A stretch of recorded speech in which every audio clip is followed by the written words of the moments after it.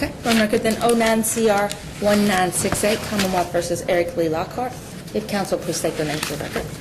John Belenovich for the Commonwealth, Your Honor, and siege. My right is Detective Marlowe from LNCD. Leslie Smith for Mr. Lockhart, who's present, Judge. Lockhart, okay. And we're on today for a suppression hearing? We are, Your Honor. Okay.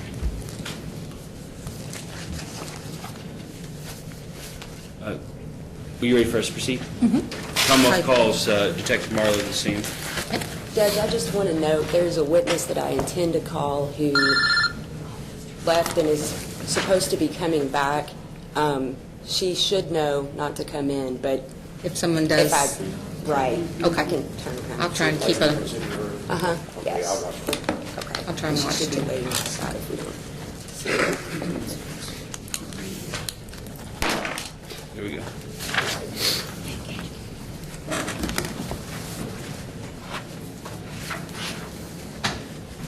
You just raise your right hand. Do you swear affirm to tell the truth, the whole truth, and nothing but the truth? Yes.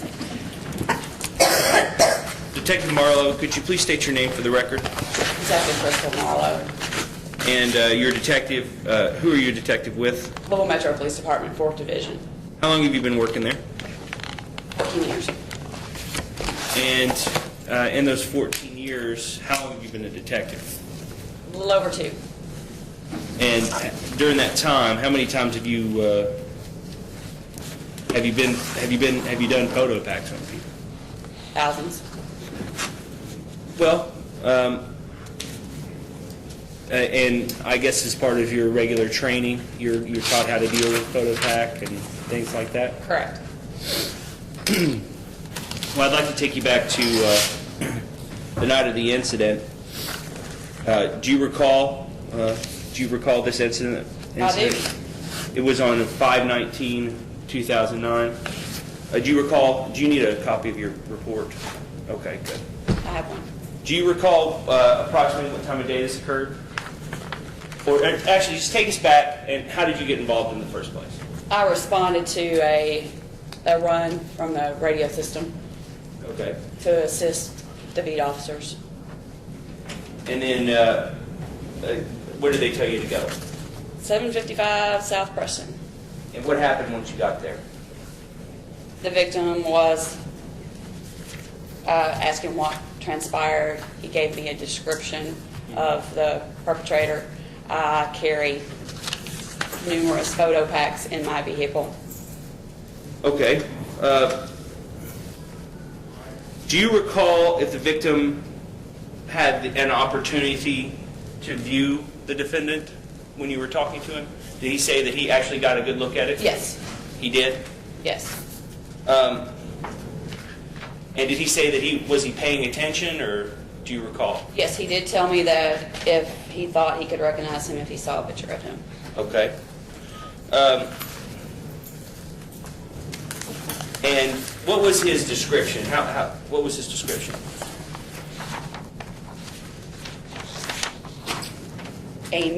Best I recall, it was a medium-skinned black male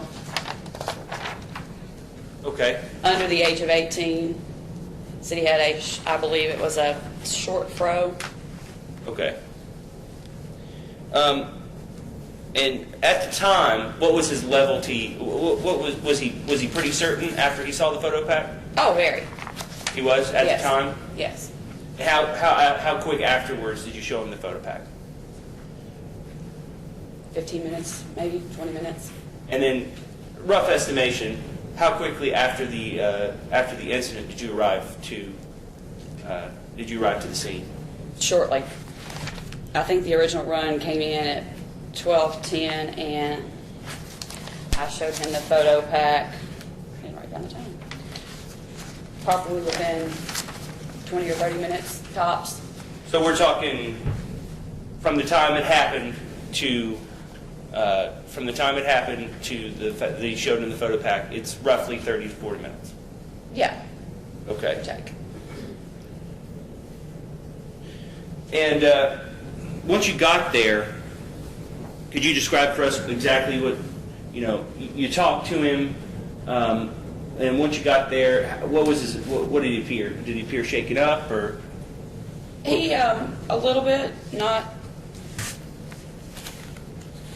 He wasn't crying, and Mhm. he seemed confident.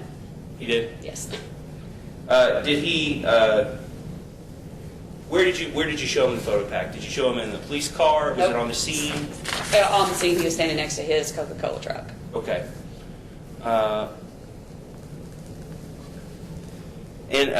Where did you get the photo pack from? The photo packs that I showed him would have come from JCYC. Okay. Do you have a copy of the photo pack? I do. When you look at this photo pack, does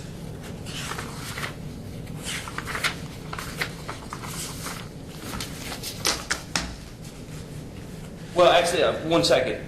You said you got it from JCYC. Do you know how they get their photo packs? How they select people? We do a written statement or a written signature thing from requesting a photo of Right. such and such. I believe on this particular photo pack that I showed, Mr. Lockhart was not the subject that I requested. He was what they refer to as a filler, someone who looks similar. And they picked somebody similar height, weight, skin color, hairstyle. So how many photo packs did you show him?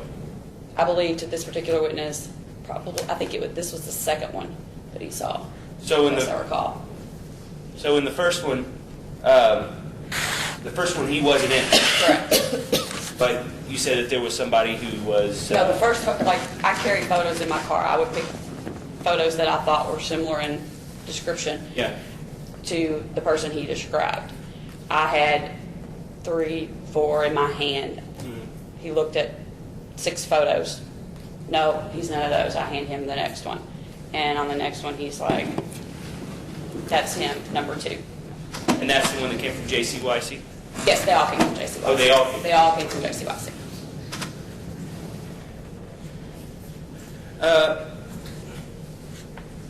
And do you know how JCYC gets there? Because I know LMPD has a computer that Right. picks out.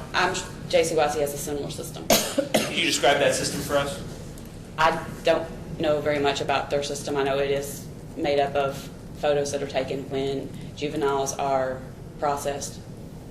Well, if it's similar to yours, it's a system that would be, that selects people on the criteria? Correct. They type in they pull up a person of interest. That computer probably generates hundreds of photos, and they go through hundreds of photos, and they pick someone who is similar in appearance. And looking at this photo pack, does it appear to you to be similar in appearance? Very. What are some of the characteristics that you, as a trained officer who's done this, would look for to make it a similar? Similar skin color, Yeah. similar facial features, hairstyle. Does somebody wear glasses, somebody not wear glasses, somebody have facial hair, not have facial hair? I wouldn't put a blue-eyed person on. You wouldn't? No, similar skin color, hair color, eye color. And also, looking at their clothes, I mean, do we have similar clothes in this photo pack? We do in this photo pack, yes. That is not commonly something that I do. Make sure everybody's wearing the same outfit. I look more for skin, hair, Right. permanent features. But in this one, there is. Yes, they are wearing similar shirts. And what did you do after you? What did you do after you showed him the photo pack? He signed a form Okay. identifying which subject he had chosen. And what happened after that? I notified Officer Bailey and I believe Sergeant Bass, and we went to Mr. Lockhart's mother's residence and attempted to locate him. So the photo identification was the only evidence that you initially had to go. Correct. Gave you probable cause to go on and look Correct. for him. Is there anything else you recall about the victim when he was identifying the photo pack that, was he hesitant when he made the choice? Because I know you said you showed him 2. The first one, when he looked at it, was he hesitant or was he confident when he said, no, none of these people are in? He appeared very confident. And when the second one, when he saw it, how long did he take to make the decision? That's our call very briefly. Okay. He But was he very did look much- at all of them. Yes, definitely, and I'm very sure that I make sure they now look good. Don't just pick the first one, and make sure I tell people I may have a big stack of photos, but doesn't necessarily mean I have the person who committed this crime. So that's something you tell them. Yes, I may or may not have a photo of the person who done this. Did you show him a photo pack after he made the identification? No, I showed him. I stopped when he picked the person out who committed the crime, or he thought committed the crime. Okay. I have no further questions at this time, Your Honor.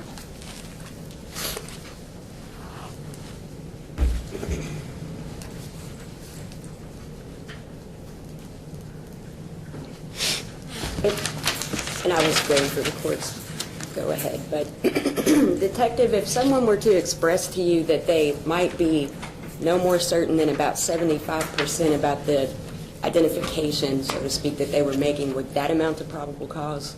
In my opinion, yes, especially Okay. from a black and white photo.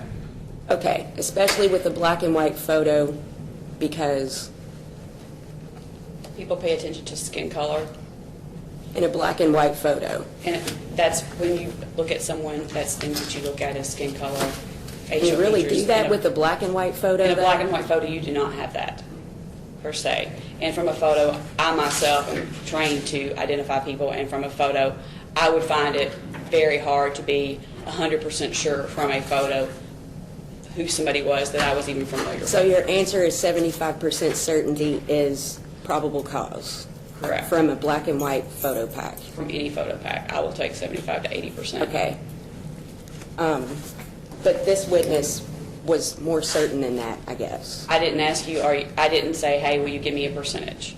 He Okay, said, this is him. I took his word for that. okay. And he picked the person quickly, right? Relatively so. He didn't say, well, this sort of kind of looks like him. He's like, that's him. Okay. So kind of a standard situation, pretty quick selection, that kind of thing. Yes, he seemed sure. Okay. And it's not you that prepares the photo packs, right? In this case, it For was kids, not. right? Okay. And that couldn't be done here, obviously, because you had that with you. Well, you had several photo packs with you when you got there, right? Jay, traditionally, I'm just talking about what you had with you the day of Correct. this crime. You had all of those photo packs with you already. yes. Okay. And, I mean, is there a reason that you carry photo packs around with you? Because we have, in the 4th Division, we have a large number of street robberies, and I have found it, when I'm available, I like to respond and actually talk to the victim versus waiting 3 or 4 days or a week, and we have a lot of homeless victims in our area that I have no phone numbers for, and if I carry those in my car, if I'm out and about, I can respond at the scene immediately, talk to them, interview them, and show them photos at that time when I may not be able to make contact with them at a later date. And you'd get a better description right off the bat, right? Sometimes, Okay. sometimes not. It takes a while to get a photo pack from JCYC. You'd agree with that? Yes. Okay. And how did you select? I'm assuming, how many do you have in your car anyway? I'm sorry. How many photo packs do I have in my car? Probably 75 or 80. Okay. I am assuming that, and let me just clarify, the piece of paper that Mr. Lawyer looked at is page 2 of Discovery. Is that correct? Do you have a copy of Discovery? I don't have a copy of Discovery, Okay. but I do have my photo pack. Okay. Could I approach the witness just to... I just want to be sure that I'm looking at what you're looking at. Okay. So it's this sheet, which is what I've got. Okay. Well, sort of.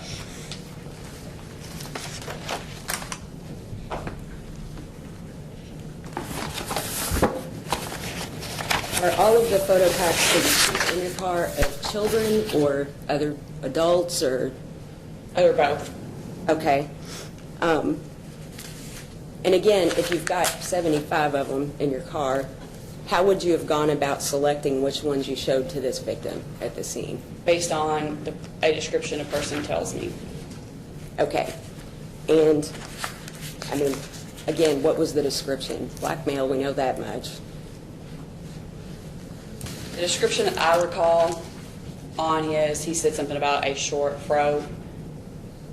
And from that, I would have picked photos with similar hairstyles first and would have put those up front. And that's Similar blackmail, short lightweight. fro? Was that the description, or? I can read you the identical description, which I did not write. That was Officer Bailey. So her perception and mine would have probably varied 5'8", 160, approximately 17. That's what she wrote on her original report.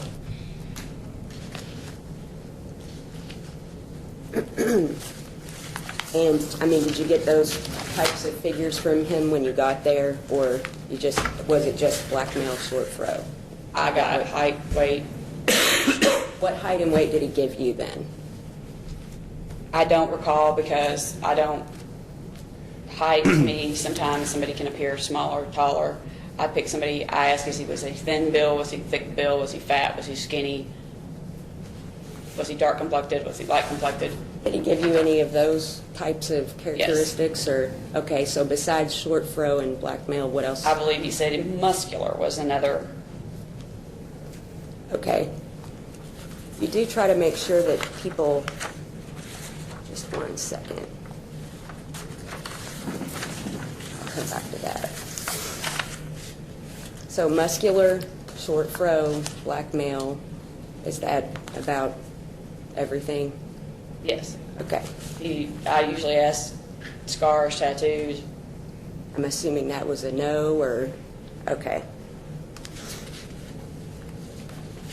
And I'm assuming as well, with regard to the photo packs you keep in your vehicle, at least one out of every 6 people in those has had dealings with law enforcement previously, right? I mean, or they wouldn't have found themselves in there.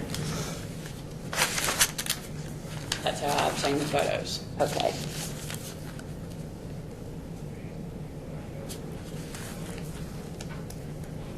And again, the photo pack you showed this person is what you have on the witness stand, right? And we compared. You'd agree those were the same thing, right? Yes. Okay.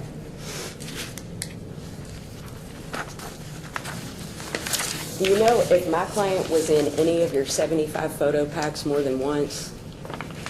I know the photo that I showed, the photo packs that I showed him, he was only in one. He looked at 2 photo packs. He was only observed 1 time. Okay.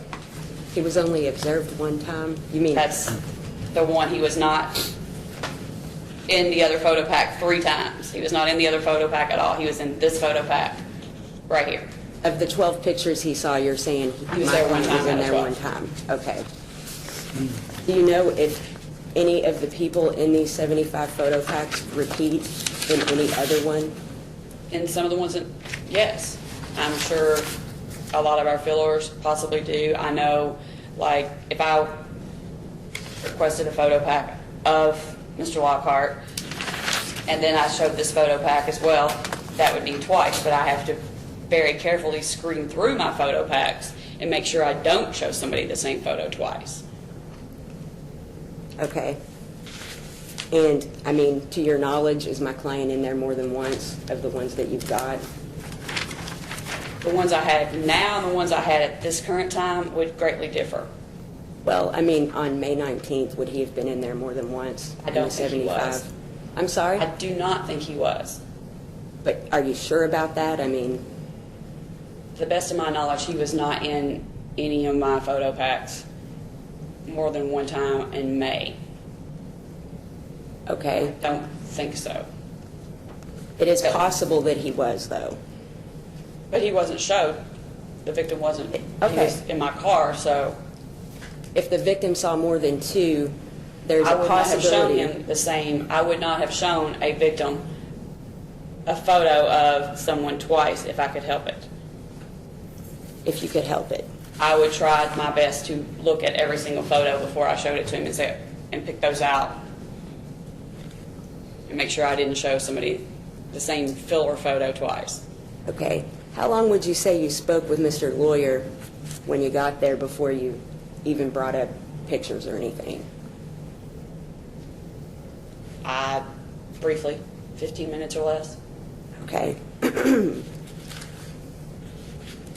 And I guess after you got this description from him, that's when you started to select some stuff from your Correct. car? Okay.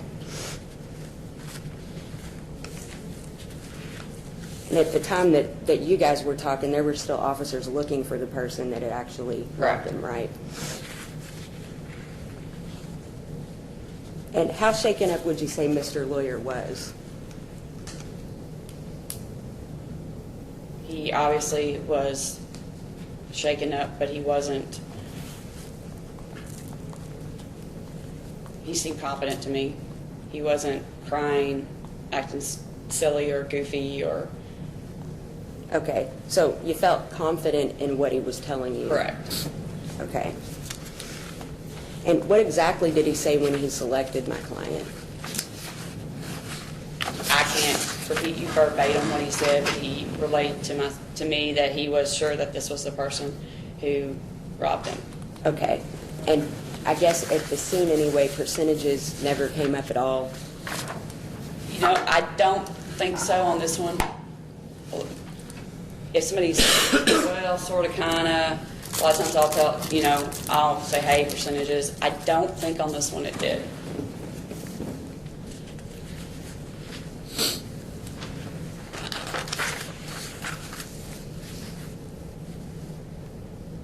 So I'm assuming he didn't say something like, I'm not positive or anything like that? No, I'm trying to think. I don't remember if he was definitely, he convinced me, and I think Officer Bailey was there as well, and we were both, he didn't lead me to think there was much doubt. Okay. So was it something like, well, I'm pretty sure, like, Yeah, that's probably it. I've never seen anybody be 100% sure on a black and white photo. okay. I myself would not be 100% sure from a black and white photo.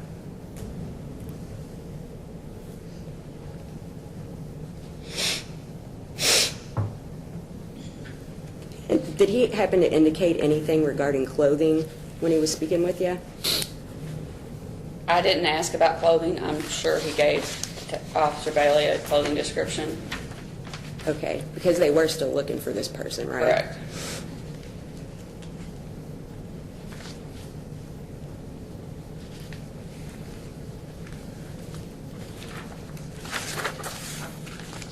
Do you recall what clothing the person had on? Who had on? The suspect.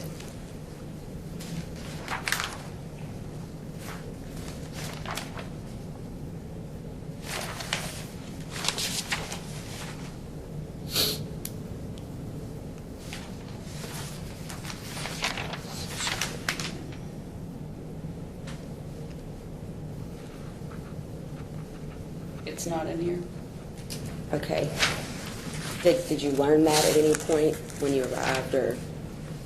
I never asked what clothing he had on because I wasn't out driving around at the time looking for him. I was busy interviewing the victim. That description had already been put out on the radio numerous times before I arrived. Okay. And again, I mean, as soon as this identification by Mr. Lawyer was made, you went to my client's mother's residence, right? Correct. Okay. Because you felt like you had enough to take him into custody. Correct.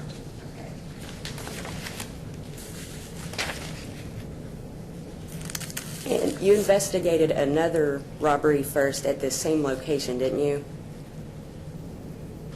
Yes, I have previously. Okay. And just to be clear, this robbery that my client's charged with was on May the 19th, right? Yep. And the one, O'clock. the other one that we're discussing happened on May the 20th, is that Your Honor, right?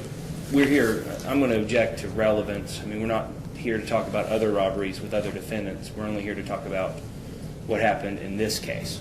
I'm That's given- what the suppression motion is about. I'm given a little bit of latitude, Judge. I think that I can establish it goes to credibility, and credibility goes to this entire issue.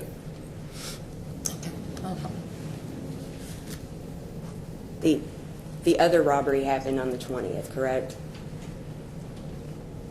Yeah, that sounds about right. Okay. The individual responsible for that has been charged. Correct. And Montez Wade, who Correct. we're talking about, okay? He actually even admitted being at the scene on the 20th. Yes. Okay. To you, right? Yes. You were the lead on that case. Myself, and there's other robberies that, on another division, that. But you're the lead on this one, right? Correct. Okay.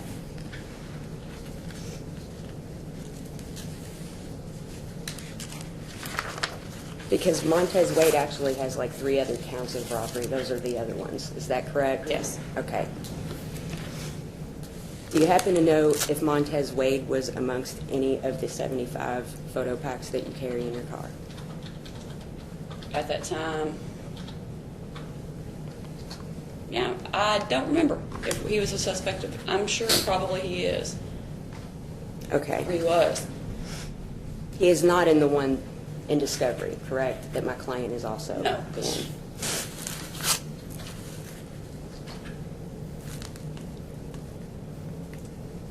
Okay. Did you take photo packs to the scene on the 20th as well? Your Honor, I'm going to renew my rejection. Now we're talking about a whole other issue that I have no knowledge of. Well, About the Judge, I 20th. didn't either until I investigated it myself and learned of it. And again, this goes to credibility.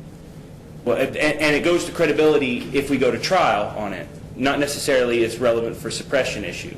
What we're trying to determine is, based on Beecham versus Commonwealth and Atkins, we're dealing with the Biggers test. Based on that, we're trying to determine whether her first initial photo pack was unduly suggestive, and if so, we don't think it is, but if so, there's a second problem. Not what happened on another date with a case that I'm not assigned to, that I've never heard of, and a questioner on this. This is, it wouldn't even be relevant, I think, in trial, but it's definitely not relevant now.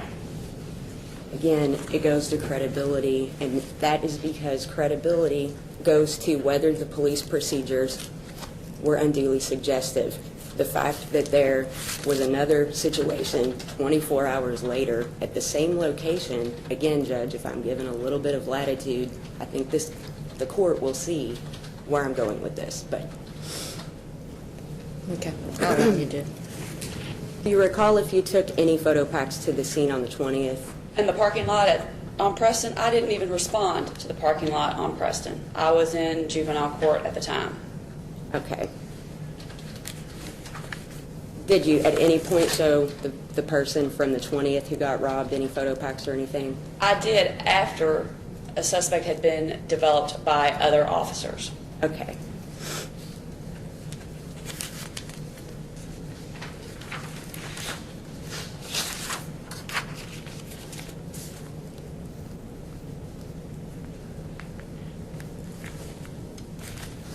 One second.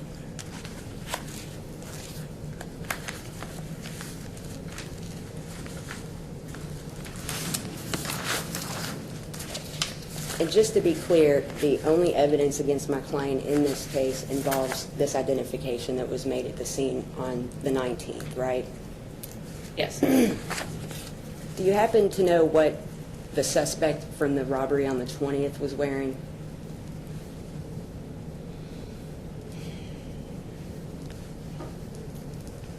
Which time? I'm talking about the robbery on the 20th. Do you recall what the suspect was wearing? No.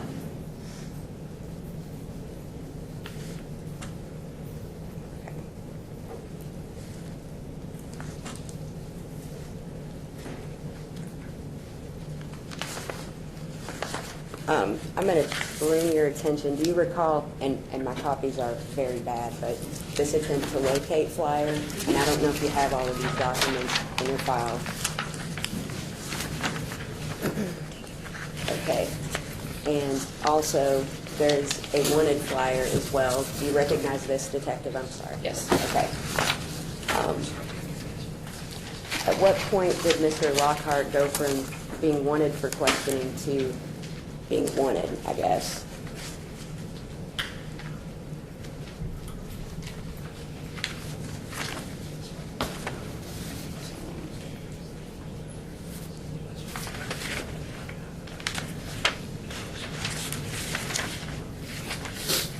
I think he didn't, best I recall, he didn't show up in juvenile court.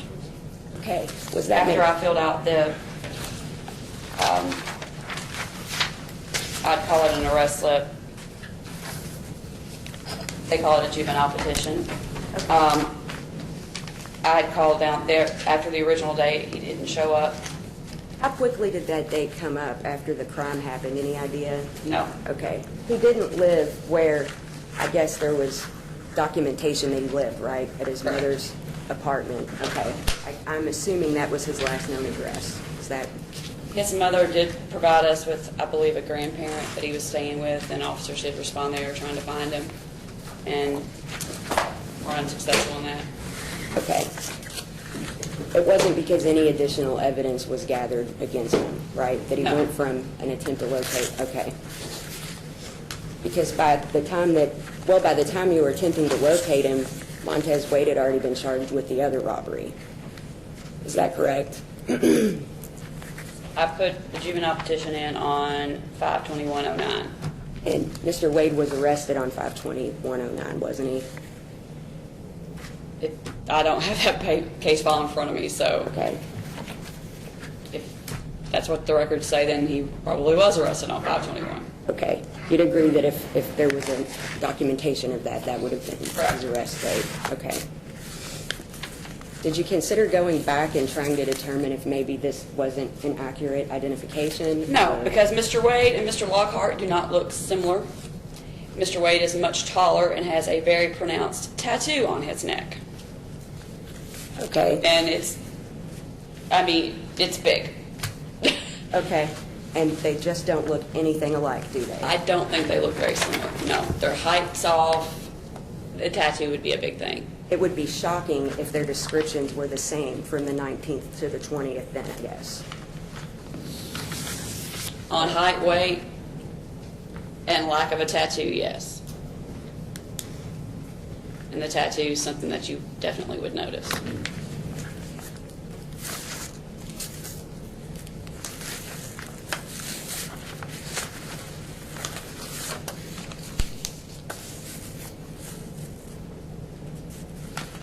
Did you consider trying to go back, maybe not give him an indication, but try to get a better description? From, For Mr. Lawyer, I'm sorry.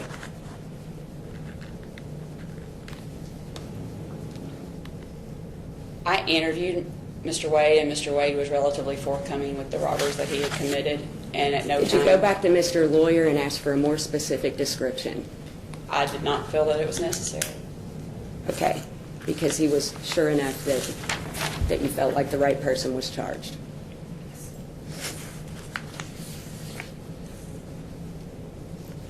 But it is your practice to go back and do that, isn't it? When time allows, or I can make contact with a victim, or I feel there's a need. Okay. I talk to victims numerous times And how many times have you spoken with Mr. Lawyer? on the scene. Have you spoken to him since then? I don't remember if I called him and told him I filed a petition or not. Okay. But in your experience, someone's description they give hours, even days after a crime is better, isn't it? It can be. And In this case, I felt Mr. Lawyer was confident. He was not emotionally distraught. I did not feel that one was needed or in order. okay, so his description of the scene would actually be the best one, I guess. His identification of the suspect at the scene from my photo, his level of confidence led me to believe he was accurate. Okay. Accurate enough that despite the fact that somebody else got charged with another one 24 hours later, he was confident enough you didn't think you needed to get anything more from him. The descriptions were not in my opinion, similar. Okay. And if you check your records, there's probably, within a block radius, there was probably 4 or 5 other people who were charged with street robberies. Including Montez Wade. Yes, and various others as well. But I didn't find Mr. Wade a suspect or any of those others that were arrested either. I'm sorry, I didn't. There's always somebody being arrested for robberies in that area. If you've got a good description and nobody matches better, Mr. Wade, I would not confuse the two. And I've seen them both in person. If you've got a good description and nobody matches better, then Right. Mr. Wade did not fit the criteria, the height, the height. the weight, the tattoo. Okay.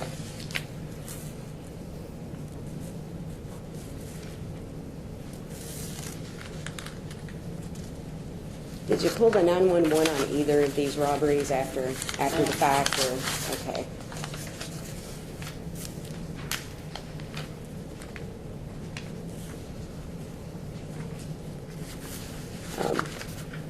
At any point, did you tell Mr. Lawyer that he was more certain than most people, or more sure than most people? I don't or recall.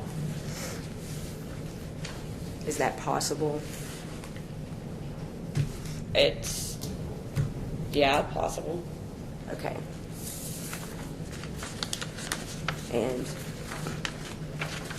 I know I asked you earlier if the people that would be, at least one of each 6 people in the photo packs in your vehicle, one of them would have had something with law enforcement in terms of they're in there for a reason, they're a target for a reason. Is that right?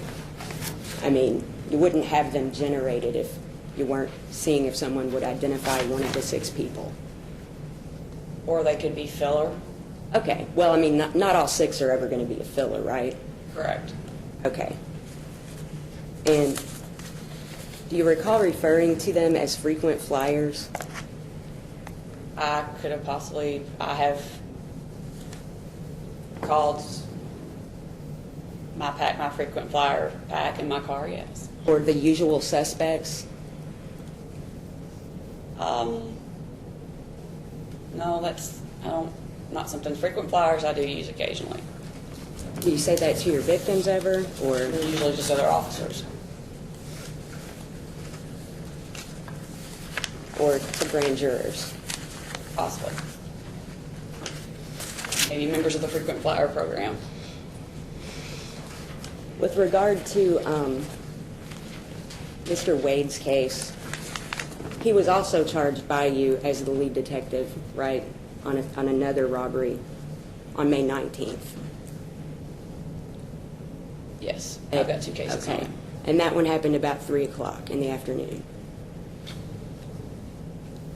Yeah. Okay. And you did respond to the scene that time with Correct. photo packs, right? Yes. And Your Honor, did the we're victim getting- identify anyone?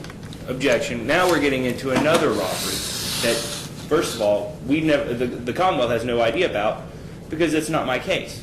And it's not relevant. And she had latitude last time on another robbery, but on this time she's going into another. We can't go through every single crime that's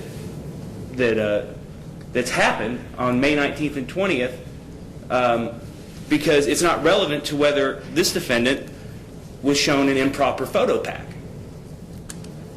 If I'm given a little latitude, I can show numerous identifications that resulted in a later finding that they could not have been correct, and that is what I am getting into, and it goes directly to credibility, Judge. And may I speak? May I respond? Your Honor, credibility is an issue for the jury. It's not an issue in a suppression hearing. An issue in the suppression hearing is, was there state action, and based on the Niels versus Biggers test, was there a violation of the constitutional rights? If she wants to get into credibility with the officer, that's what the jury's for, not a legal determination whether or not this defendant was shown a bad photo pack. Judge, a pattern of bad identifications it goes to credibility as to the suppression issue. We all know how willing juries are to believe identification testimony. Most people who are exonerated by DNA were the victims of bad identifications.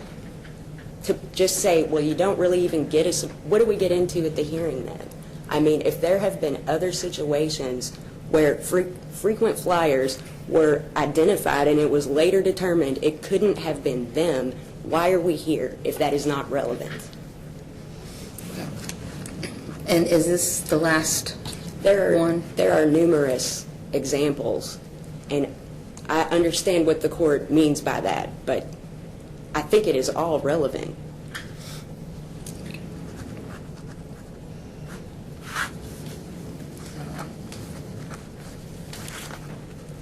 I'll let you go ahead and we'll talk about this one, but I think then after that I will sustain the Commonwealth's objection.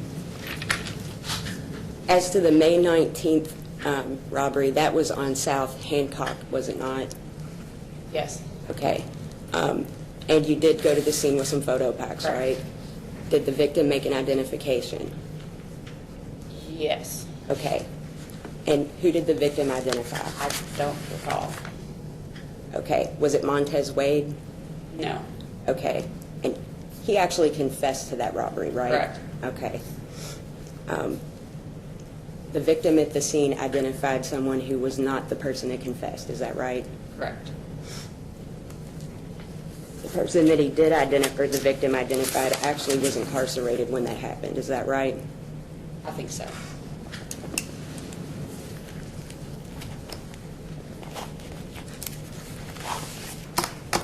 How frequently would you say this has occurred where later on you've learned that this couldn't have been a valid identification?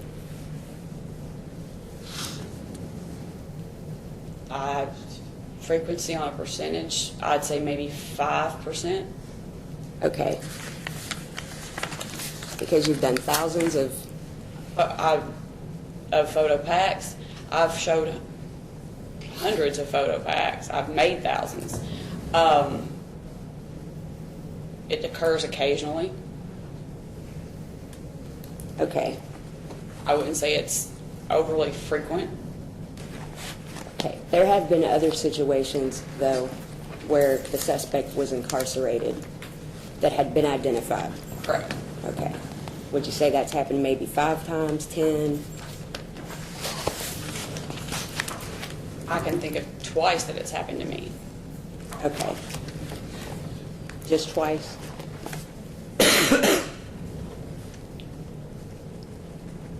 That I'm recalling right now.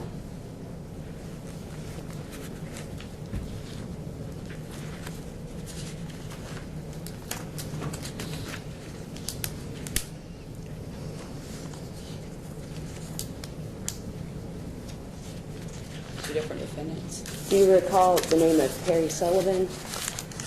Yes. Okay. He was charged with robbery first, right? Correct. Your Honor, again, we're getting into another robbery that has nothing to do with whether on this case, this defendant, or this detective showed the victim in this case, which was not the victim in any other case, and a bad photo pack. Now we're getting a completely different area.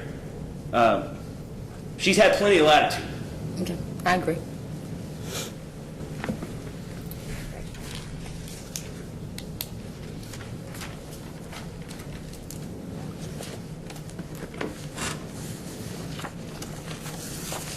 Again, Detective, you felt confident enough in Mr. Lawyer's identification of my client that despite Montez Wade having been charged with the May 20th robbery, you didn't go and look back into this case? Correct.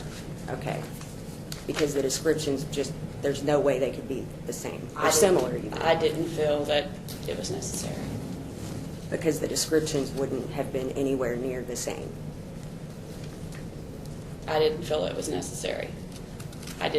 You can't miss the tattoo, and the height was off.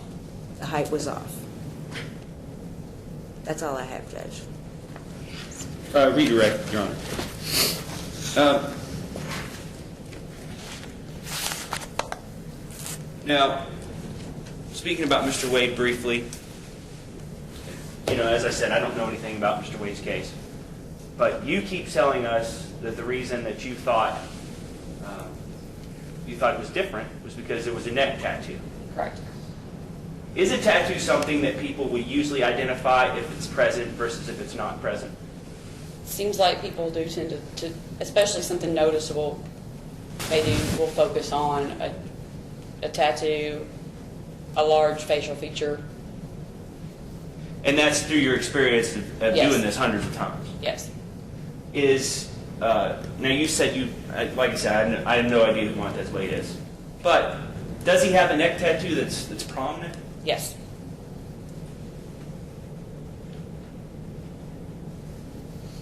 And did Mr. Lawyer, the victim in this case, did he ever make any mention of any tattoos No, at I all? specifically asked him that question. You did specifically Yes. ask him, and he said no. Correct. He did not say he saw a tattoo. And the percentages, at the time you didn't ask about percentages, right? I don't think so. Okay. And the photo packs that you keep in your car and the frequent flyers, when you were talking to Mr. Lawyer, the victim, do you recall if you called the defendant a frequent flyer? I don't think so. I actually did not know him at the time. Okay, you didn't know him. So you didn't know if he was a frequent flyer or not. So, but you said that you would not want to do that. Why would you not want to call him a frequent flyer in front of the victim? Could be prejudicial. And that's what you're trying to avoid. Right.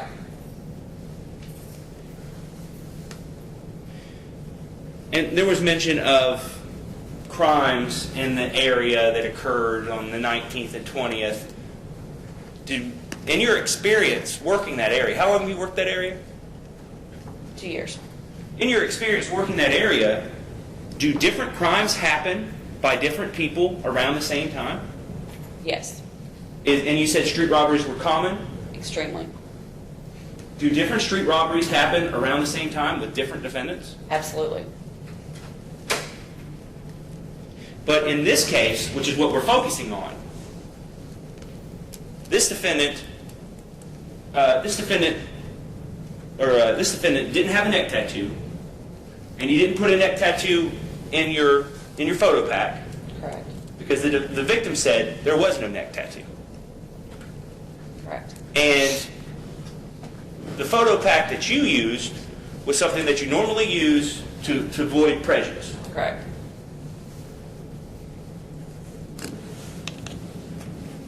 Finally, you said something about, you said something, you were asked on cross-examination that people give the best descriptions a few days later. And I just want to clarify that. You told me that it could be a day, it just depends. Could you explain that It for us? depends on the person. Okay. I see people when I respond to a shooting or in some cases a robbery where some people can't stop crying. Mm-hmm. I had one lady the other day who wouldn't get off the pavement and stop pounding the pavement. That would not be somebody I would want to show a photo pack to on the scene. Mr. Lawyer, on the other hand, was very confident, very well spoken. And based on your 14 years of experience, did you think it was and you said you were confident that it was a good identification? Correct. No further questions. Did you ask Mr. Lawyer specifically if there was a large neck tattoo on the person? I asked if he noticed any tattoos. Okay. He said no. Correct. Did the victim at the May the 20th robbery, was he asked if the person had tattoos? Yes. Okay. Well, you're talking about the one on Preston. Yes. I did not make that ID. I was brought in after the fact. They had already, through another source, they had already established who the suspect was from a witness. I don't know what he was asked. I showed him a photo pack with our suspect in it. Okay. And the witness was actually the clerk at that store that watched him Correct. walk That was- out. And That okay. knew Montez. Right. She even knew his mother and where his mother lived at. Nothing further, Judge. No further questions, Your Honor. Step down. Thank you, ma'am.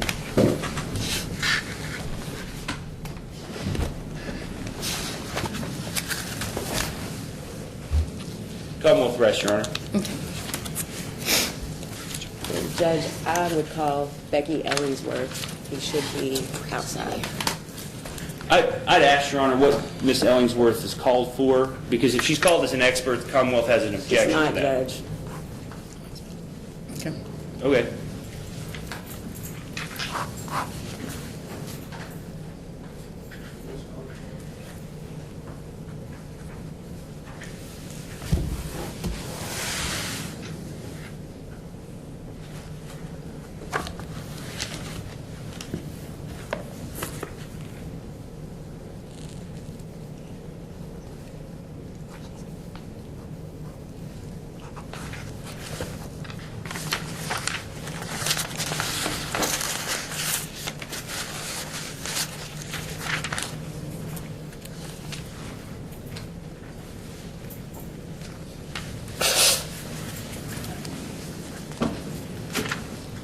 And have a seat. Thank you.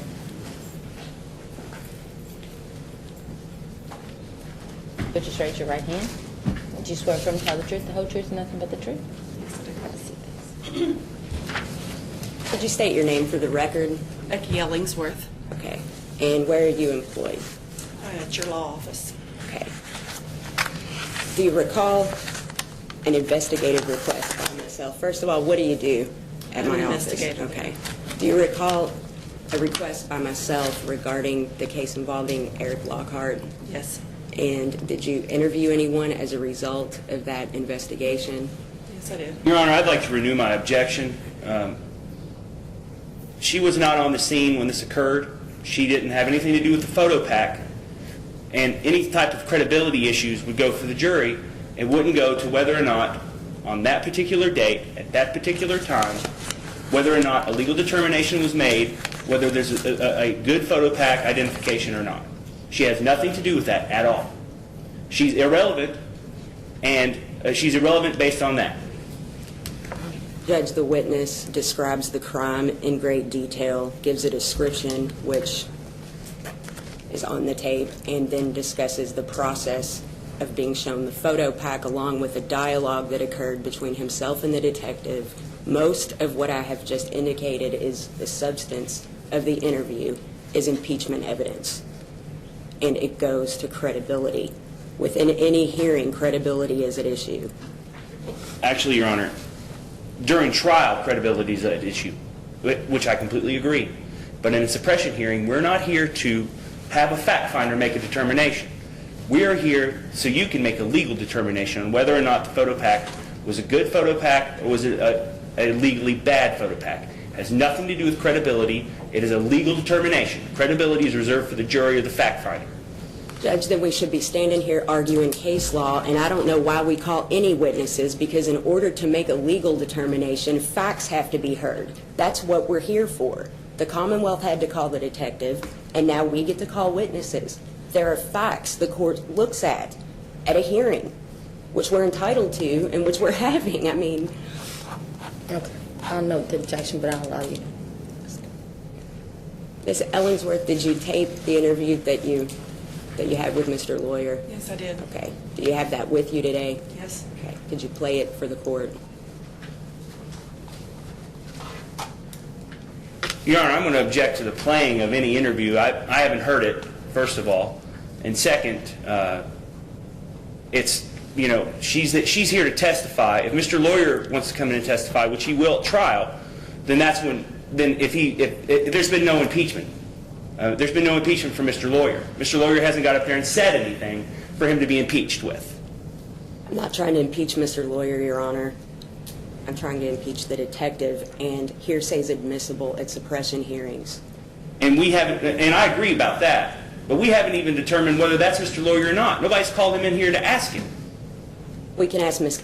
Ellingsworth that, Your Honor. I mean, we can do that. It's admissible. If it's an admissibility question, there's not an issue. Well, and also a relevance question, Your Honor. If the court hears the tape, I think the court will completely agree that it is relevant. I don't know how else to, I mean, I've laid out what's on the tape, so. I'll allow it if you've got it in I plan. have a tape and I have a DVD. No. And how long is it? 30 minutes. 30 minutes? If you have a tape player up there, I mean, if they're just as audible one way or another, that would probably work a little better. I've had a couple of issues with mine. Okay. And are we going to play the whole 30 minutes? That had been my intention. It's all substance. I mean, Okay. And we're going to just take a short break then. I know they've got a civil out here waiting, and I don't know if they want to wait another 30 minutes or if, do y'all want to reschedule? Y'all want to wait 30 more minutes to? Your Honor, I'm here, so.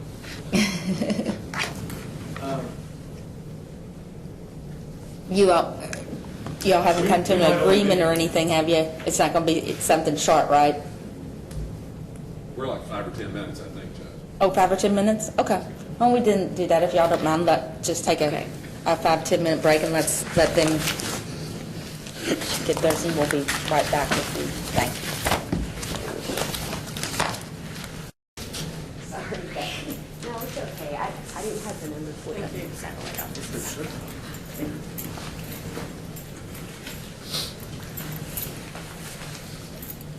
Governor, thank you for giving me the time to hear it first. I appreciate it. All right. Then we'll go forward. Back on record, and we'll rest off. You were just about to play the tape.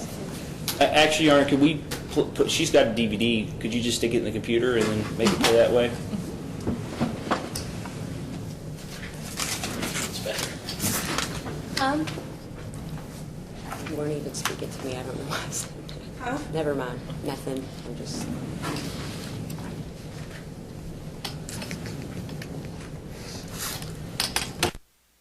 And I apologize, but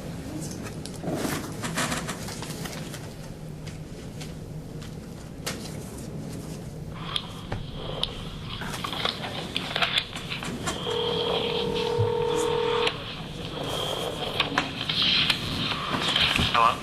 Hi, may I speak to Andrew, please? This is him? Oh my gosh, Andrew, this is Becky Ellingsworth with the Public Defender's Office. Yay, we finally got in touch. I'm sorry for all the back and forth here, but yesterday I tried calling and the circuits were all busy. Something was wrong with the phones yesterday. Oh, really? So anyhow, thank you for getting back with me. I appreciate that. Do you have a few minutes now I could talk to you? Okay, this is about... our office is representing Eric Lee Lockhart, and I'm an investigator with the Public Defender's Office, so I've been asked to talk to you and see if you'd mind just talking to me, kind of tell me about what happened as far as this incident. Okay, were you working and you were robbed? Is that how this happened, or? Okay. I was just stop over on Suppression Street, right behind the Long John Silver, that little dollar store over there, and I was just going to get back in my truck, and somebody came up with a gun while I was in my truck and told me to give him everything that I had, and told him I didn't have anything, and he said that he knew I had a wallet, so he said he asked for the wallet. He took the wallet and had a gun in my face, and he just kind of walked off with the wallet. So that's pretty much all that happened. I called the police, and they came over there. And they had a couple of detectives come over and talk to me about it. And That night? do what? That night? That same, yeah, just probably half an hour later. They just came into the parking lot and talked to me. They were still kind of canvassing the area for somebody. And she just asked me to describe them, and I was trying to describe them. The detective asked you? The detective, yeah. And so they were still kind of, driving around. It was right over by the housing projects over there, right off Preston Street, right off President Jacob Street. And so they were kind of going around the block and just, kind of keeping their eyes out for what I said he had on and everything else. And they said they didn't find him or whatever, so he had some pictures over there. And he had me just kind of go through some pictures and asked if anybody looked familiar to the guy or anything else, and so I went through some pictures, and I pointed at somebody who had a whole lot of similarities that the guy had. You know, same kind of hair, same kind of facial structure and everything else. He asked me how sure I was it was him, and I said, you know, I didn't give her a real high percentage. I said maybe, you know, 70%, 75%. You know, I was like, you know, looks a whole lot like him, but, you know, I'm not going to say 100% it's definitely him. She said okay, and they kind of, you know, I think a couple of other police officers that were there kind of went another round around the block and came back and said they still hadn't found nothing, or found anybody. And they just took my information down. After that, I didn't hear anything. I didn't even know they arrested anybody for it. They never called me back to, you know, do a lineup or say, you know, we arrested this guy, could you come and take a look at him, make sure the guy did it. They really didn't, you know, tell me anything, and I didn't know anything about it until I got the subpoena in the mail from the prosecutors, you know, 2 or 3 weeks ago. And I called them back as soon as I got that, because I was trying to figure out what it was all about. Anything else about it. They said they had my home phone number. I guess that's what I gave them, but my home phone number didn't have an answering machine on it, so if I went home, you know, I was never going to get their calls. So they supposedly had called me, but, you know, I never got it. So I didn't know anything about it until I just got the subpoena in the mail a couple weeks ago, and I called the prosecutor, talked to him, and he asked me about how sure I was that it was still a guy. And to be honest with you, I don't know if it is or not, because like I said, when I talked to the detective, he said those pictures were black and white, and they said that they might be, you know, 2, 3, 4 years old, you know, some of the pictures, and so, you know, that's the only thing I really had to go on as far as, you know, anything. It's just, you know, a bad picture taken, you know, maybe 3 or 4 years ago, you know. And I told the prosecutor, I was like, well, you know, I said, you know, I pretty much tried to forget about it because I'd never heard anything else back about it, you know, and just figured it was, you know, one of those things that, you know, happened and now it's over, you know.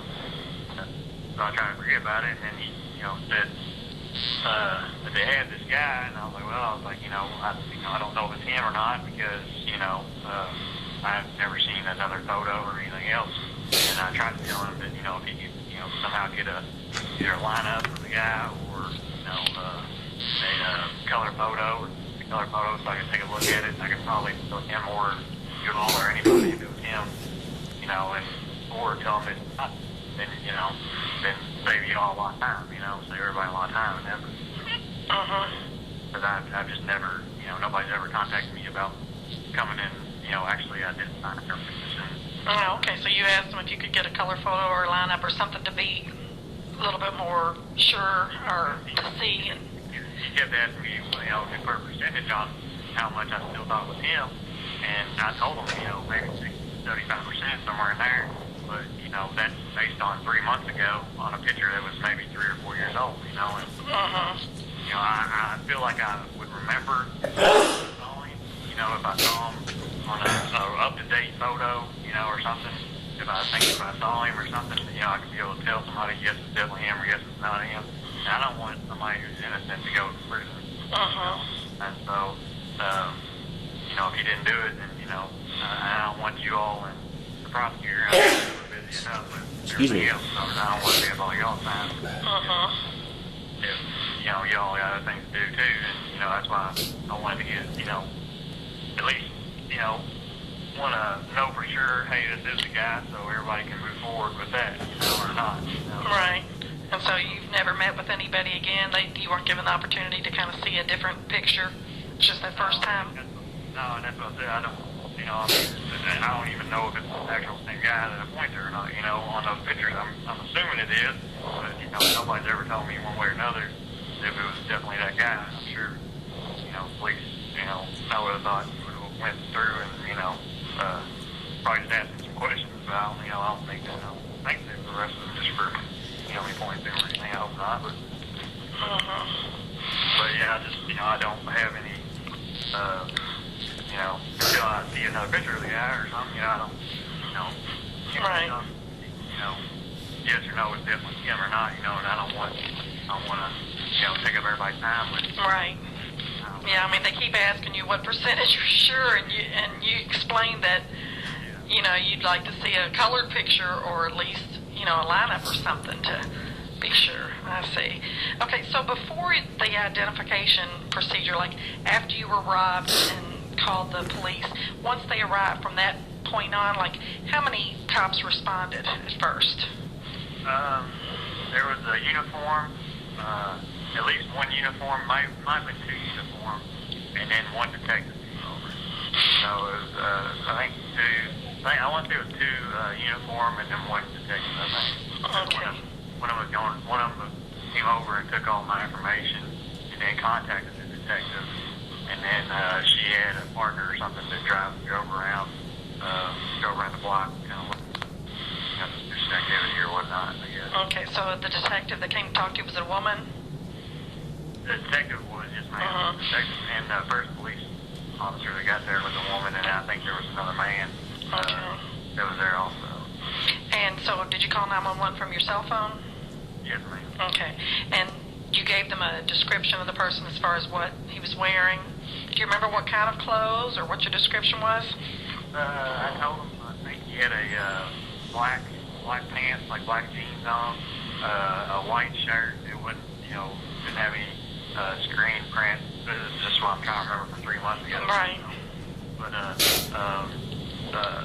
tennis shoes. He had like there's a black male, and he was probably around somewhere between 5'10" and 6'1", somewhere in that neighborhood, and he was skinny and had a small afro, and it didn't look like they asked me if he had any scars or tattoos or anything, but I didn't see any of that.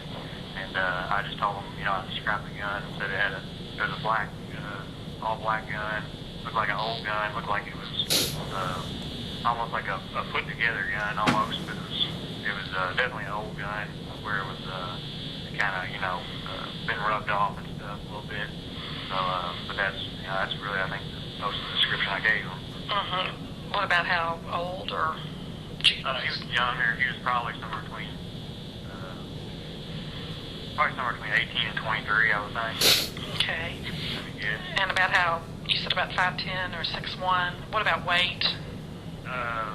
You said skinny, but yeah, he's probably, I would say 160 to 180, somewhere in there, maybe. okay. And so when you told the officer the description, were they writing those description down, or? Yes. Was it? Description, and then she relayed that to the other officer. Okay. Now, who did you tell that to? The uniformed officer that took the report, Yes, ma'am. and she relayed that to the other officer that was looking for the person. Okay. And as far as did she call the other officer by radio or in person, or like you said, she relayed the information? Radioed it to him because he was driving around the block, and then she went back to her car and called the detective to come over, and she took another description. The detective did, just asked if I remembered anything that I didn't tell the first officer or anything like that, and just kind of went over the description again. Okay, so when the detective got there, she asked you to go over it again and kind of, if you remembered anything that you didn't tell the first person. Yes, ma'am. Okay, and so how long did you speak to her as far as the detective? Like when she got the description, like did you talk to her for a while? Were you still there in the parking lot, or? Yeah, we were still in the parking lot. It was maybe 30 minutes. It wasn't very long. The second, you mean the detective or the first initial officer? The detective. Okay. The first initial officer was maybe 10 or 15 minutes because it was, I think I was in the parking lot for maybe an hour Okay. total. So, And what about the pictures? When did that take place? And within that 30 minutes? parking lot, yes, ma'am, the parking lot. How long had you talked to her before the pictures were brought out? Probably, the detective probably 15 or 20 minutes, and she had a whole bunch of them in her car that pulled out, and was just asking me if any of them looked familiar or looked similar to the robber. Okay. And how many were you shown? Do you remember? How many photos? Mm-hmm. Yeah. It was. You said she had a whole bunch of them. Yeah, there was probably 20 or 30 on each page. And she showed. I went through probably 5 or 6 pages before I, eventually picked out somebody that I thought looked a lot like him. But that was, that's probably, so it's probably maybe 100 guys I went through. Right. And so when you found someone, you said that person kind of looked like him. Yeah, he had. Like I told her, I wasn't 100% sure, and I said that, he had a lot of the same similarities the other guy did, and so that's pretty much all I said. All right. Okay, and it was the detective. Was her name Marlo? Do you remember? I don't know. Oh, okay. I don't remember what her name was. I know it's been a while. Okay. So exactly when you were shown, when you said like 20 or 30 on each page and you went through several pages, did she show you like one picture or like the whole page at a time? I mean, did you look through just the whole page of like 20 or 30 people? Okay. So was it one at a time? It was just one page at a time, but it was, it was, I don't think it was as many as 20. Maybe it was more like 10 or something on each page, but it was a lot of pictures. Yeah, it was multiple people on the same page. Oh, okay. And anything particular about the pictures, like any names or numbers or dates, or did you recall anything like that? No, I think they were just. I was assuming they were just their, mug shots, but she said that they were, 3 or 4 years old. Like I said, all of them were in black and white, or black. They're, it was just, I mean, they weren't, real good pictures, I didn't think, but, I'm sure that's, all she had on hand probably, and, but they're still probably just trying to get a description. Right. Something as quick as possible. Did somebody tell you they were 3 or 4 years old? She said some of them could be, is what she said. The detective did? Yes, she didn't say that all of them were. Right. Some of them were recent, some of them might be, 2, 3 years old, and, so that's what she told me. Oh, okay. And so you don't remember seeing any dates or anything particular written on any of the pics? No, I didn't see that. There wasn't anything else printed on them, like at the top of the page or the bottom, or names or anything? No. Okay. And now, did they say about it? You said here's a photo pack. How did she, exactly? How do you remember? Like, did she say? Is there something that looks familiar or similar? How did you say that when she told you to pick? See if anybody looks familiar. How did she say that to you?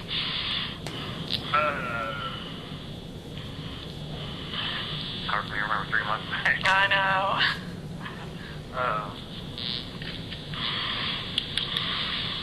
She said, from what I can remember, 3 months ago, she said her words were,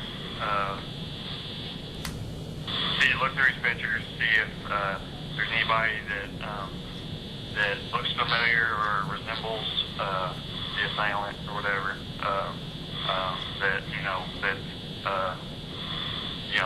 If it's him or if it's I guess that basically if it's somebody, if it's him, see if any of those ring a bell or something like that. Oh, okay. And did you say anything while you were looking at the pictures? Like, did you point out other pictures or say anything until you found the one, or did you just look through them and not say anything? No, I think she asked me, she said, do any of these, guys look familiar or something after each page? Or she asked me, how dark was he or how light was he compared to this guy? And she was just trying to get trying to get a full description, I guess, of how dark skinned or light skinned he was, how high his hair was, or how he had facial hair or whatnot. And so she was just trying to ask me questions as I went through there. All right. So as you were looking through the pages, thumbing through all of them, she would say, compared to this guy, was his hair higher up, or was his skin darker than this, that type of thing? Yes, ma'am. Okay. And so, did you have them one at a time, one page, or did she give you a whole stack to look through? She would just hand me one. One page at a time?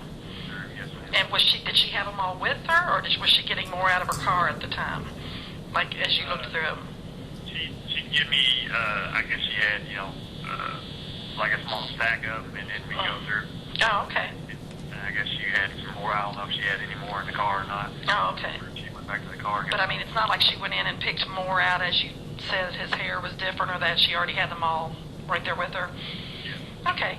And so when you talked about how sure you were, did she ask you a percentage, or if you were certain, or if you're not sure, or was that before you made the selection or after? It was after I made. And she said, "Well, how sure are you? Or are you sure that this is him, or whatnot?" And I said, "Well, I gave her a percentage, and I think I said 70% or something like that." And she said, "Well, that's a lot higher percent than a lot of people give." Okay, that's what she told you. Okay. And did she ever say anything else about him other than just that's a higher than most people give? Anything else about the person in particular? No, she didn't relay any information about who it was or anything about anything else. I think after that she got on the TV or the dispatch or whatever and called. I don't know what she said after that, because I think I was talking to another officer at the time. Sorry. I guess I don't know if she was relaying who it was or what it was or what. Oh, okay. Okay. So, and since then, you said you spoke to the prosecutor about this? Yeah, And I got the subpoena in the mail. I called him to see what it was all about.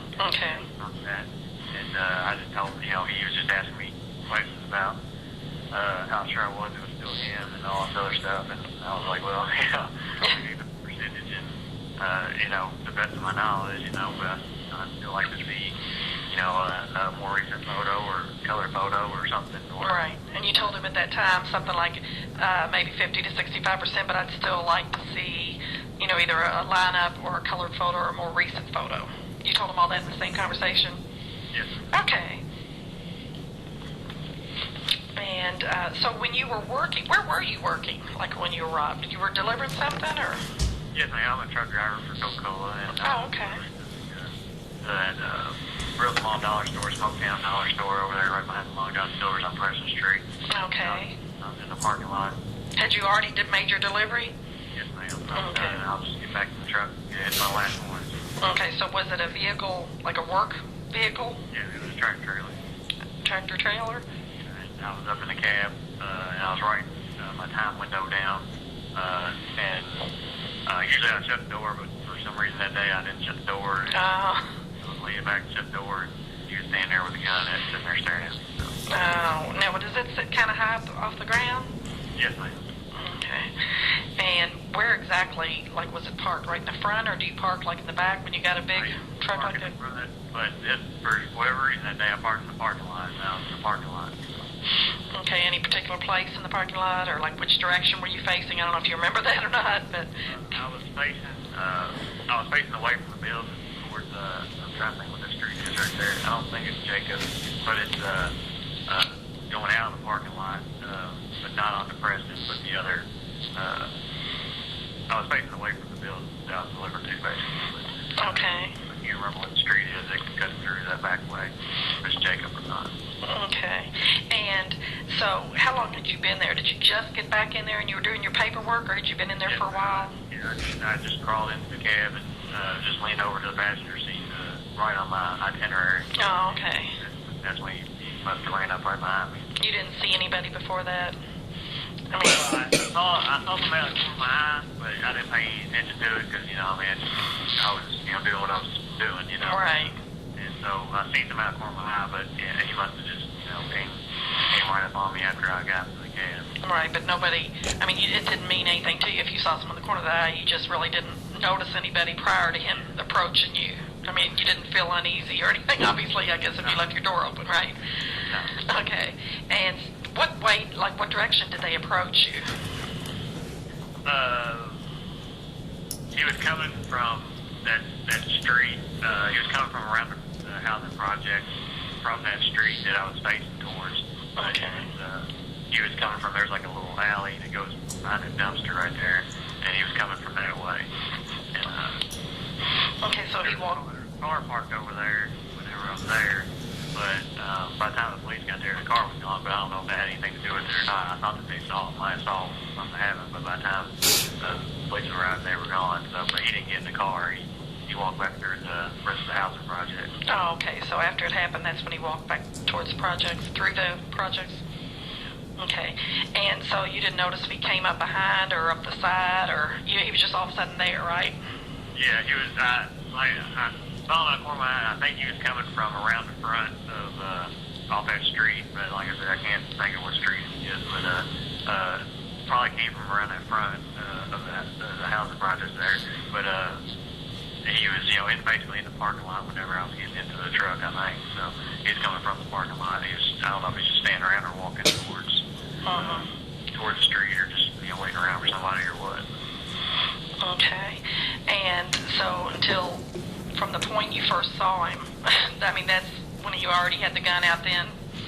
That's when you realized that you had a gun on you from the first moment you saw him then? Was he standing right up on you, or a little bit of a distance, or just on the ground right underneath your door, or right there? Yeah, he was on the ground, and he just had the gun up towards my face, and he was just standing on the ground. He didn't get up on the steps or anything. Oh, okay. And so, until that point, you just didn't realize anything until he was right there and didn't get up on the steps. He was just right underneath, like where the door's open, you look down and you see him. Yeah. And so what exactly did he say? Do you remember that?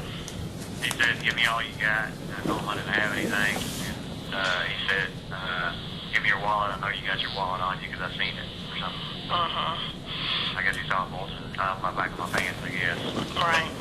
Okay. And you said the gun was an older looking gun. Yeah. And did you get a pretty good look at the gun, or? It was decent, but he was covering up a lot of it. Your Honor. So I didn't. Now we're getting past anything dealing with photo pack suggestiveness. I didn't look like a. The Commonwealth did that on direct with the detective judge. How long did he have to view the person? Things You're like familiar with that at the guns, very beginning. Well, I mean, fairly. But that's Right, okay. And did he have any kind of, mask or any kind of thing covering up his face or anything?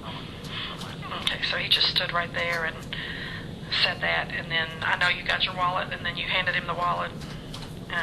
So after you did that, what did the guy do? Did he run, or did he walk, or did he? He dropped the wallet, actually, and then he picked it up and mumbled something. I didn't hear what he mumbled, and then... Right there by your truck, or as he was walking off? Yeah, and then he just kept walking. He just walked right through the project. He didn't run or anything. He just walked right back through the project. So, I don't know if he took out the money and threw the wallet away, or because there was a dumpster right there. And I should have checked the dumpster that day, but I totally forgot about it. Oh, okay. The wallet and everything was in there, but All right, how much money was in there? $10 maybe. 10, okay. And so, I mean, the whole incident, how would you say, from start to finish, how long did the whole thing take? I mean, from the moment you first saw the person who had the gun and until the person left? I mean, was it just a matter of...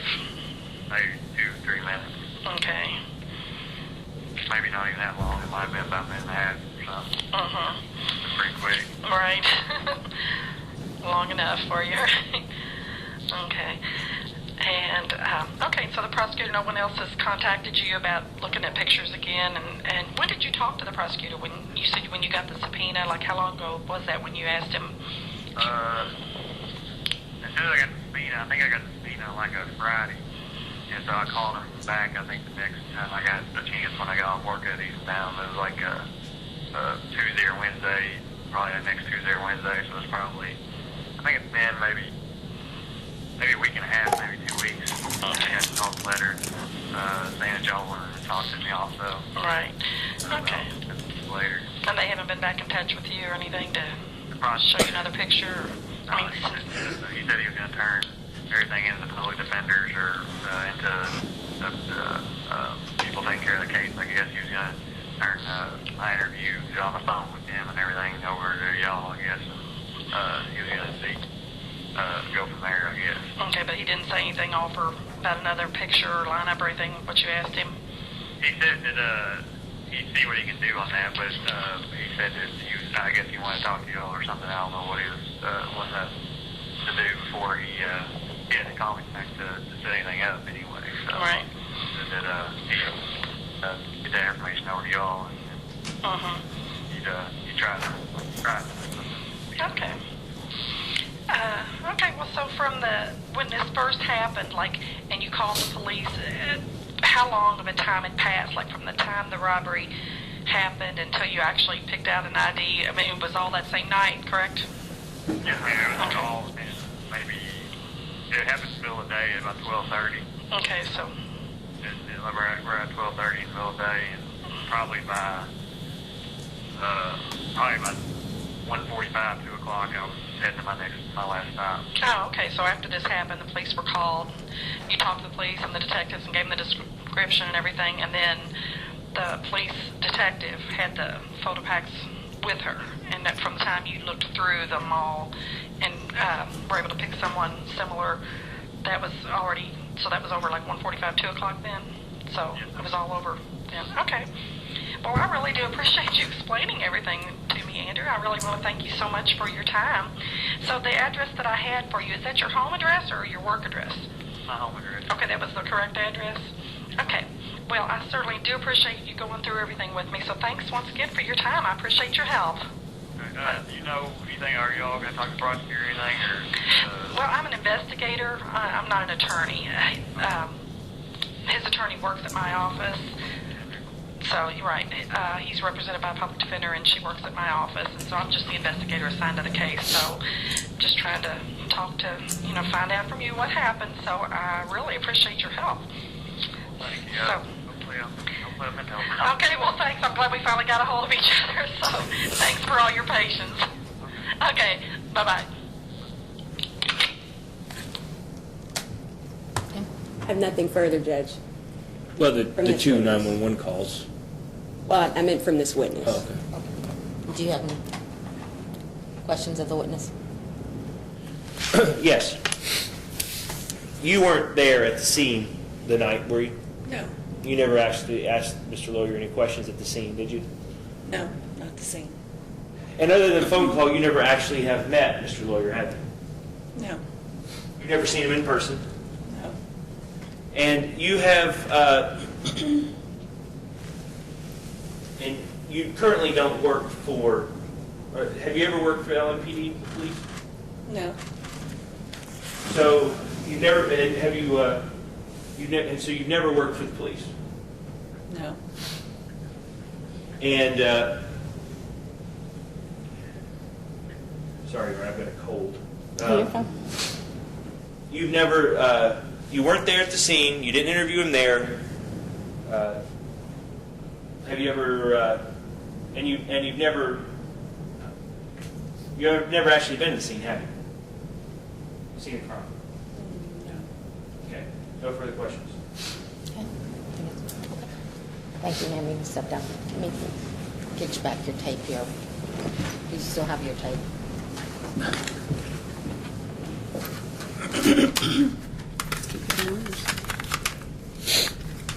Taking your medicine? My contacts wearing off, that's what I wanted to get it.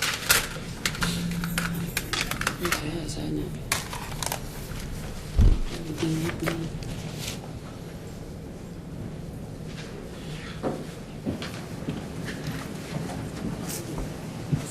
That's okay. Listen to it. We got it to play back there, so it probably was something I was doing wrong.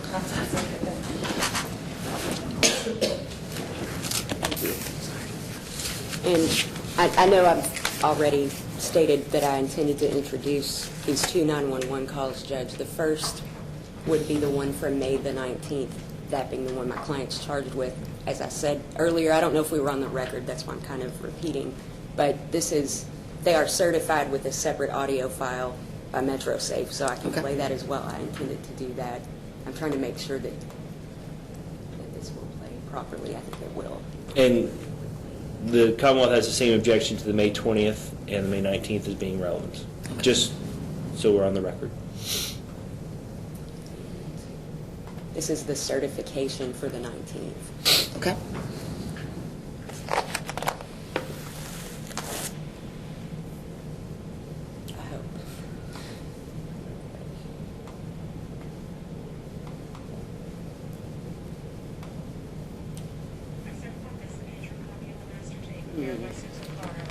will do, I'm not trying to take up everybody's time. I know we've been here for a while. I can do it this way as well, and it's louder, so I will do that.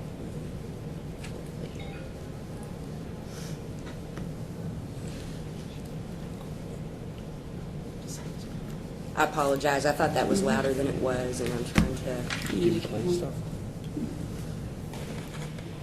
make sure that everybody can hear it. Pictures.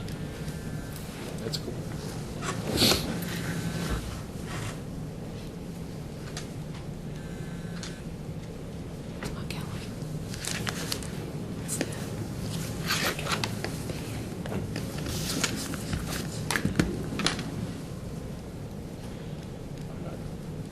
I'm almost there.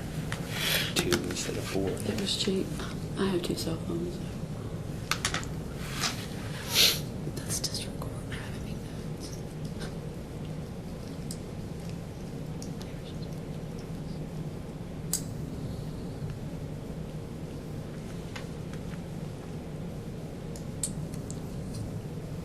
I may be stuck using this because I can't tell the names of the files, and I'm not trying to confuse anybody as to which is which. So I will just start over from here. I believe the calls are louder than the certification, so.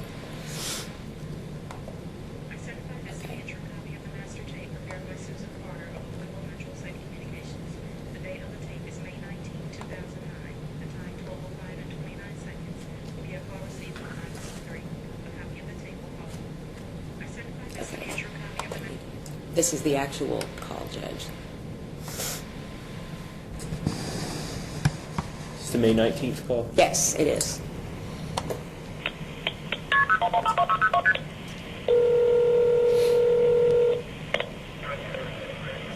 Operator Lombardi, where is your emergency? I just got robbed at gunpoint. Where are you? It's the Super Dollar discount over here on Preston Street, 755 South Preston.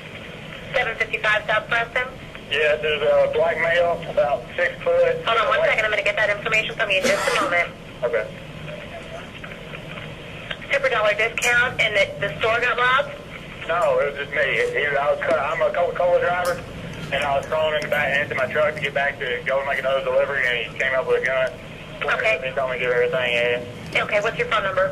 My board phone number is 905 1681. What's your name? Andrew, lawyer.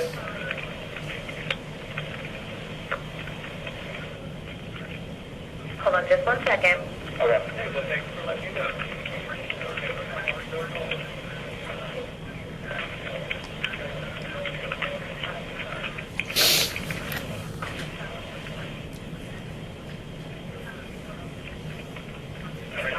Okay.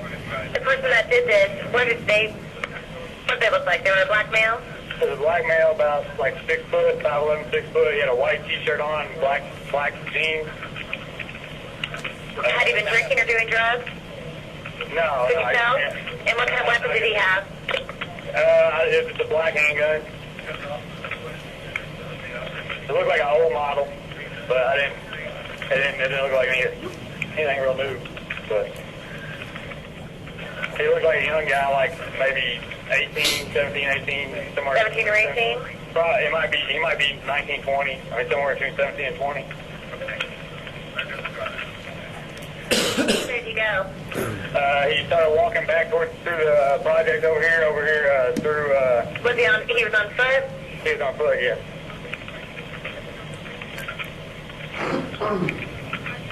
And the projects are behind that location?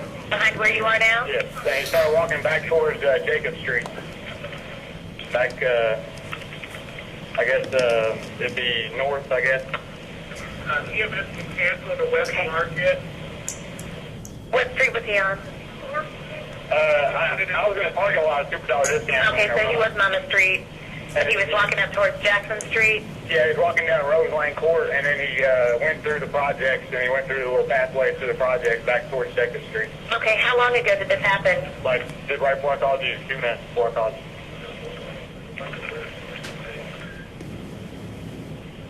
Okay, are you hurt at all? No. Okay. Are you going to be waiting in your truck or in the store? I'll be in my truck. And it's a Coca-Cola truck. Yes, ma'am.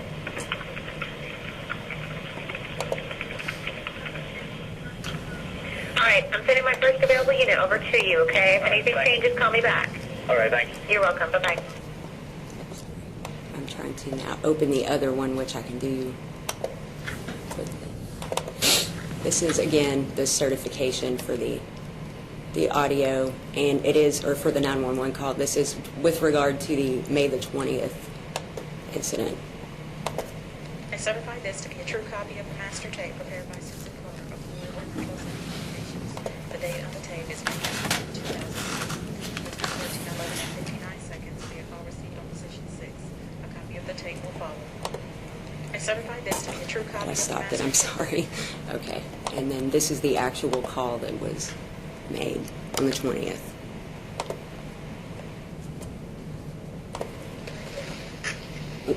That's 911 operator Elmore. Where's your emergency? Motown Dollar Plus, What's the address? 755 South Preston Street. 755 South President. The name of the business? Motown Dollar Plus. Motown Dollar Plus. Yes, ma'am. And the phone number you're calling me from? 589-9801. Okay, what's the problem? Exactly what happened? I had a gentleman who was locked at gunpoint in the parking lot. Okay, do you have a description? Oh, I know exactly who it was. Can you give me a description? Black male, probably roughly about, 62, wearing black blue jeans, sagging, with a belt, has on a dark t-shirt, white t-shirt, I'm sorry. A black t-shirt? White. A white t-shirt? And his name is Montez. Is he just in here? I don't know his last name, but he's got a court record a mile long. Montez? Montez. Yep. He just got out of... Which way did he go? Oh, I'm sure he went back into the bricks back in Shepherd Square. That's where he lives. Okay. And how long ago did this happen? Got 3 minutes. Any weapons, you said? Yeah, he drew a gun on a customer. Okay. The customer is here. Okay. And you said he had a gun? What kind of gun? I don't know. Handgun? Probably, yes. He's probably packing in his hand pocket. Okay, I'll get the next available units out there, okay? Thank you. Uh-huh. That's all I have, Judge. Okay.